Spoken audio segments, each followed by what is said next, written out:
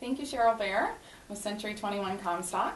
I would like to ask you a few questions. Okay. One, can you give us a brief overview of your business volume and transaction value? Sure. I was kind of doing a little research on that, and I went back to 2005, which was probably, if you were in the business at that point, almost everybody's best year. And that year I actually sold 126 houses, and I did about 50 million in volume. Since then, I've been keeping an average somewhere between 80 to 100 houses a year is what I sell. And my volume this past year will probably be the lowest. It'll be right about 22 million. Okay. I feel like I'm working harder for a little less. Thank you. How is your business structured, meaning who, what, when, where, and why?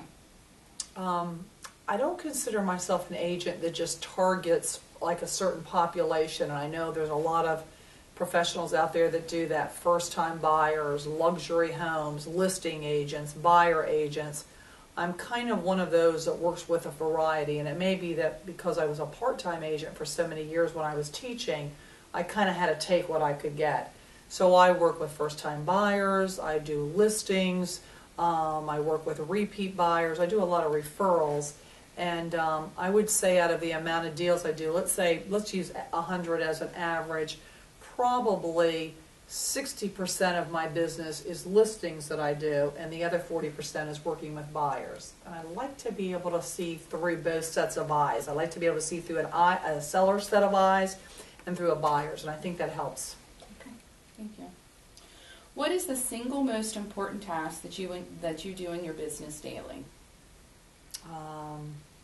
Being organized. I'm staying on top of everything. So I probably drive my husband crazy, but I have my phone with me at all times. I'm very, very quick to responses.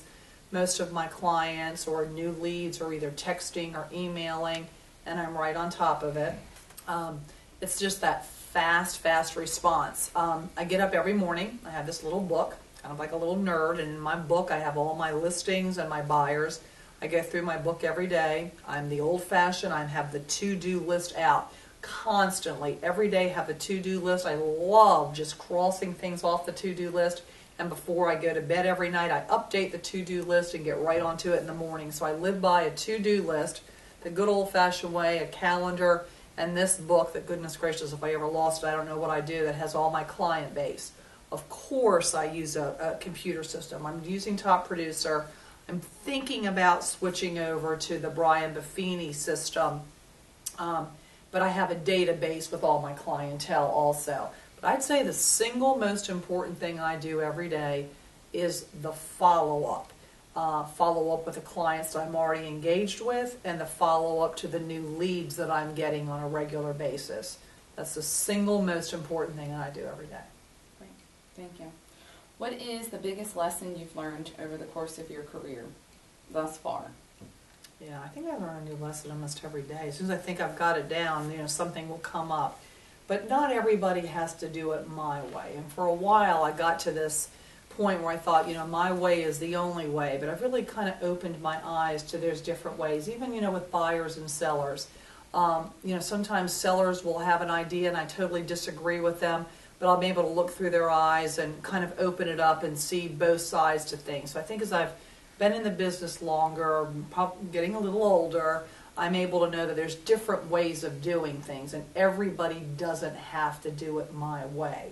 I'm real big on constant follow-up and feedback, and sometimes I tend to expect everybody else to be that way, and I have to understand that they're not and be able to live with it. And I'm okay with that, and I'm getting better as time goes on.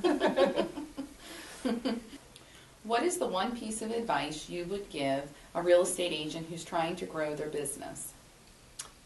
Find your way, find your style, follow those, even though you're trying to find your own style, follow those that are great around you. Use them as a model. I don't care what business you're in. When I was teaching, I looked at what great teachers did, and I wanted to copy it, and then I kind of modified it and did it myself. But watch what the great ones around you are doing. And if you love the business, oh my gosh, I love it, share that passion. Let your buyers and sellers see the passion. I can't believe how many times I'll get that as a remark at closing, or the reason I got the listing. They said, you stood up, you stood out, you seem to have such a passion for what you're doing, and I'm not faking it, I absolutely have a passion. There's days that I could pull my hair out, but there's days that, I'm very, very thankful. Also, it can be a struggling business. I mean, it takes a while to build up that clientele. Some people make it seem so easy because we've been doing it for so long. So don't give up, even if it means you have to do possibly something on the side. I worked 2 jobs for many years, so don't give up on it if it's something you like. You go through different stages in life, different chapters, and if real estate's something you like and you want to build a business, if you're not getting the monthly income that you need, maybe fiddle with something on the side to bring in that income. Hey, it could bring you more leads, but don't give it up if it's something you're passionate about. It's a wonderful career. Thank you. You're welcome.